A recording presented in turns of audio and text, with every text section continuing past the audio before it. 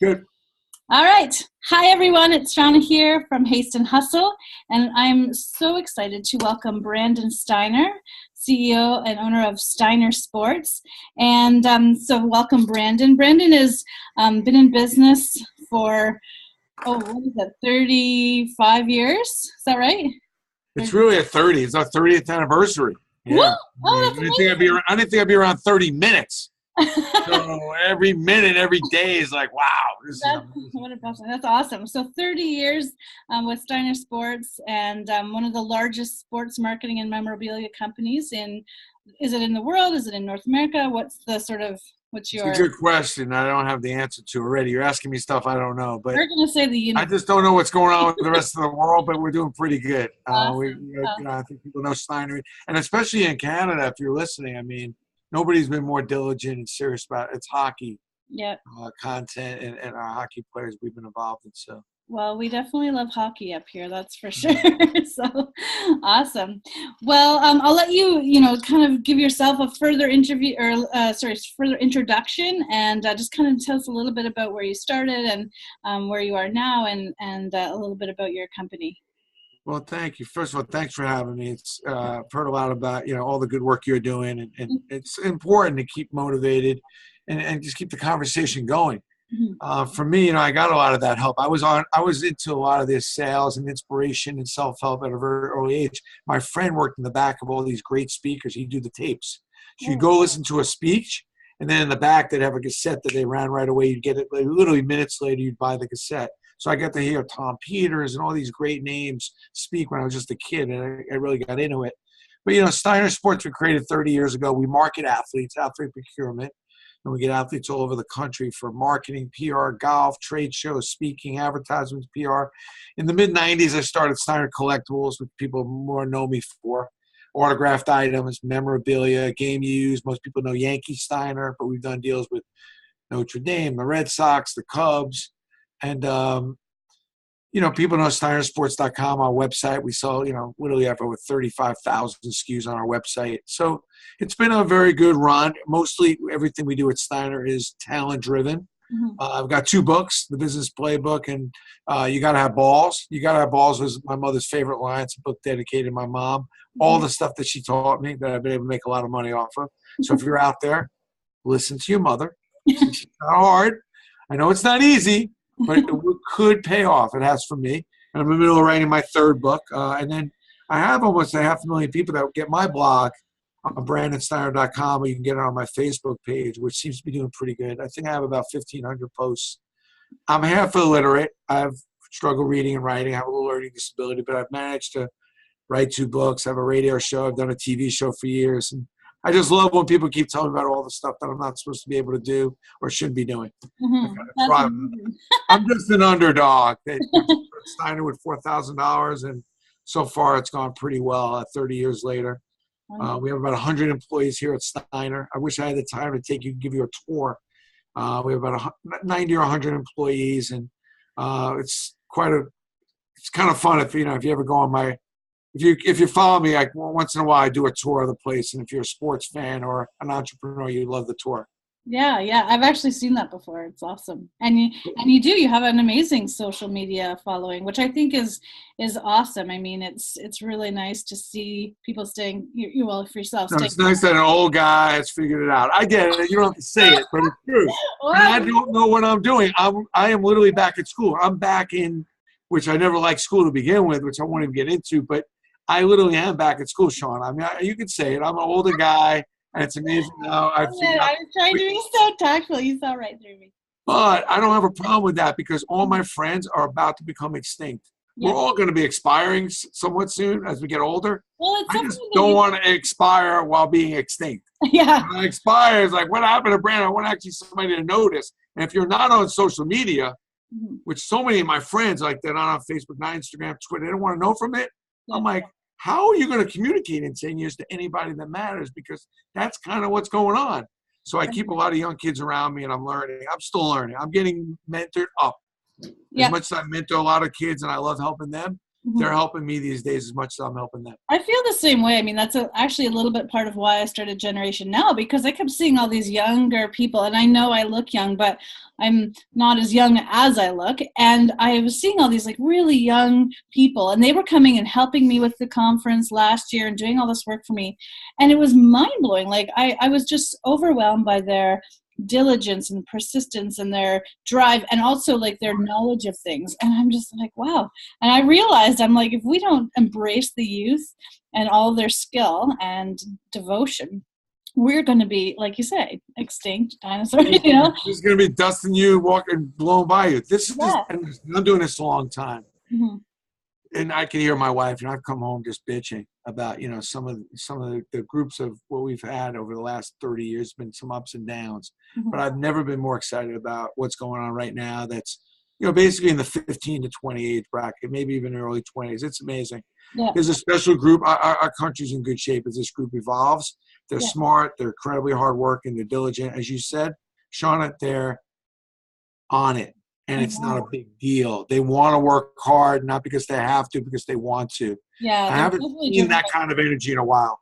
Yeah, it's great. That's great. I'm moved by it all the time. So that whole millennial crap that was going on for a few years. First, I never really even agreed, understood what even that meant, because I had some lazy ass people that I grew up with. Yeah. Some really lazy people. So I don't think all of a sudden the revelation there was some lazy kids all of a sudden in their mid-20s. There's been lazy people forever and ever and ever. But I just have a hard time finding a whole lot of laziness going on between that young Generation Z. I know. They're so bright and they're lighting it up. Oh, I love it. Well, that's such a refreshing message, because I hear that too. I still hear it. I hear it at conferences. Let's have a discussion about millennials. And I'm like, why? Like, they're great. Like, is that what you want to talk about? How great they are? So yeah, no, that's awesome. I'm glad you've embraced it the way you have. So, well, I'm going to get into the few questions that I have, and then I'll let you get back to your busy day. My favorite line, Shauna, is... Pardon me? No, my favorite line, by the way, is ask me anything. Oh, yeah. Because if you sit in this office long enough at Steiner, that's kind of what happens anyway. People walk in and they're not thinking a whole lot about what they're asking me, and the questions are wide and deep and crazy. Well, I'm not a professional interviewer or anything like this. It's a little out of my comfort zone, but even more for the better. I do it anyway, because hey, why not? So I really kind of want to know is, I know you talked a little bit how you know about your company, but like really, how did you get? Because I know you were in hospitality first, and then you switched over to sports marketing and memorabilia. So what made that switch, and how did you? And then to follow up on that, like how did you scale your company? Like, did you apply any principles in your day-to-day life that scaled it up as big as to become as big as it has? It's another word that drives me crazy, the whole scale thing. Like, everybody needs to calm down about scale, because not everything appears to be scalable. Like, you meet a boy or a girl in the bar, it doesn't have to meet like, is this guy marriage material? Is this girl, everything. Sometimes you just need to take its course, and you put out good, you get back good. Do good work hard, work at something. There's a good chance you're going to fail. There's a good chance you may succeed, but you're going to get something out of it. And I think that I didn't see scale when I started this company. Maybe scared to death because I was getting married at the time, and I figured at some point I'm going to have to support my wife, who at that time was supporting me, when she said, yeah, go start your own company. I had no idea whether this thing was going to work. The sports business was very much infantile. Yeah. And, I went to show up for work one day. There was a few of my friends. We were going to start this company together that was going to market athletes, promote athletes, do some events. And I showed up the first day, and they said, we decided that we're not going to quite do this partnership. But if you want, you can have that corner office. But we'll let you know. Maybe in a few months we can let you in the partnership. But we think 4 is too many. So I took an office for $400 a month. And out of fear, I decided to do something. So I was kind of embarrassed when I went home. I told my wife I quit my job and I was going to go into this partnership. I started Steiner. I did some consulting. And to be honest with you, I did a million things. And $999,999 didn't work. There was a lot of stuff that, it didn't work because I didn't like doing it. It didn't work because I didn't see any future in it. It wasn't really fun. It wasn't that effective. And a few things I did work and kind of kept me going. So I found that 1 or 2 things all of a sudden didn't make sense. So Some of it came out of fear. Some of it came out of that I knew that I wanted to do something special and extraordinary, and I was driven to do that. But I didn't have a problem, and I think sometimes people get caught up with their first idea is usually not their best idea. And I think that you get caught up in that just because your first idea doesn't work, then oh my God, well, you have this one idea and it's not scalable right away. You can't see all the zeros, so now you're done. Hey, I was making 1 + 1 + 1 = 3, and I wasn't seeing any big money, but I figured, hey, I can make a couple shekels. Yeah. And that's how Steiner started. It was marketing players, opening up fan mail for players, doing some golf outings, some charity events. I was the first one to do some charity events with athletes in this area where there was like a sports auction involved, where we auctioned off stuff. The memorabilia thing wasn't even in focus at this point, and nor was marketing of players. I go home, my wife's like, "You're doing what? Like, you bring a player to a trade show? Like, how is that going to work? How do you make money on that?"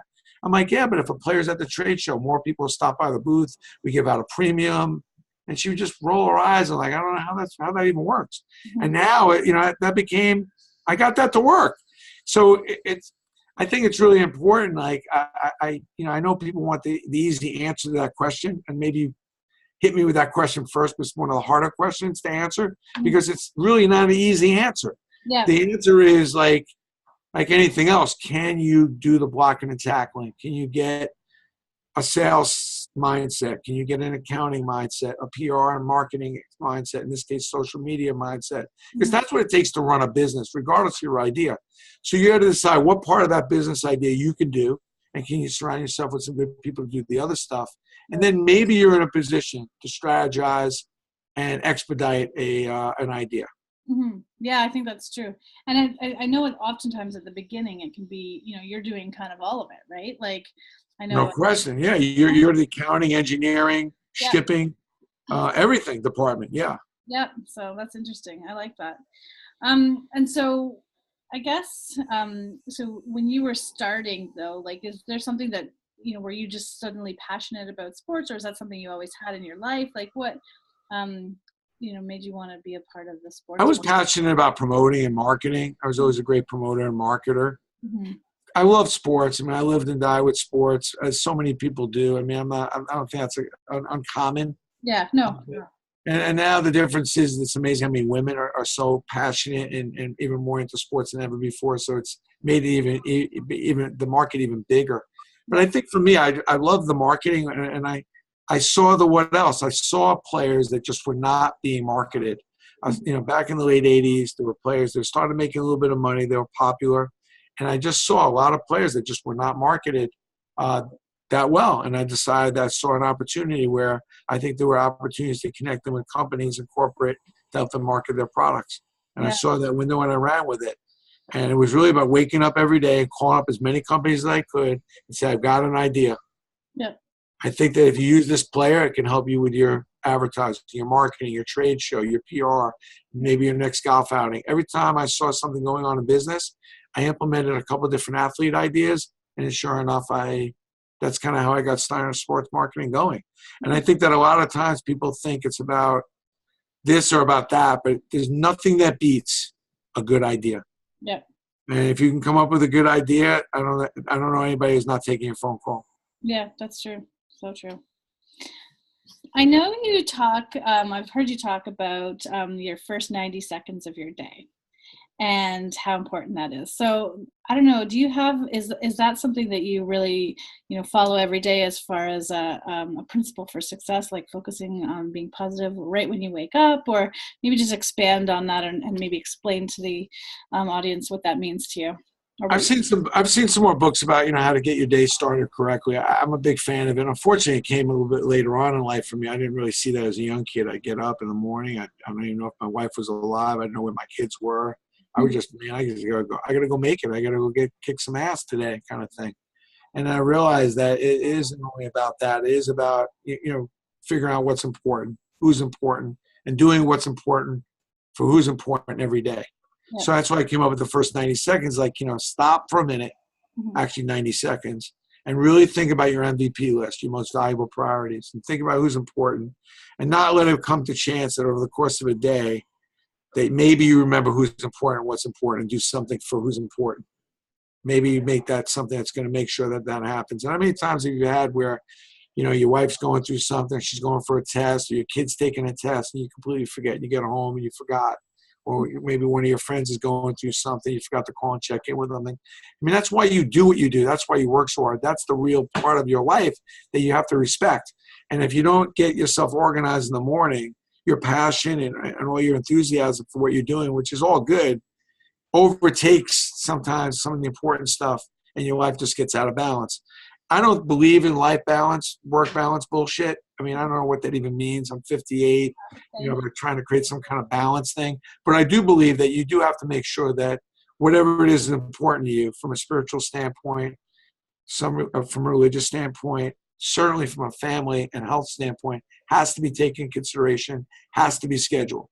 Mm-hmm. I schedule my workouts before I schedule meetings with you and the Skype and everything else. Yeah. I make sure that even though my wife's probably a little mad at me now because this is like my third one, I'm supposed to talk to her in a little while, but I know that what she's going through, I know her schedule today, I know her schedule this week. I'm not guessing when and where she is. Yeah. I know where my kids are, generally speaking. I think it's really important that you do that in the first 90 seconds so that your day isn't a magical mystery tour. I love that. I really do. Thank you. Yeah, no, and you're right. As you were talking, I was even just thinking I've forgotten to call my son after school and different things. So yeah, clearly need to implement that, but that's you wonder what the hell are you doing? I know. And it's do that. But when you do that, when you have that support, when you have some of your health or whether it's your family behind you, you're so much better at work. Mm-hmm. Because you got your house, you got your most important stuff covered. Your son or your husband or your wife, that you're on the same page. There's nothing like when you're on the same page with your family and your health. Mm-hmm. It just makes you so much stronger at work. So people think they're so committed to their work, but they don't realize by ignoring that stuff, it really weakens their approach at work. Yeah, that's interesting. And I think you're completely right. Because it is really what drives you, right?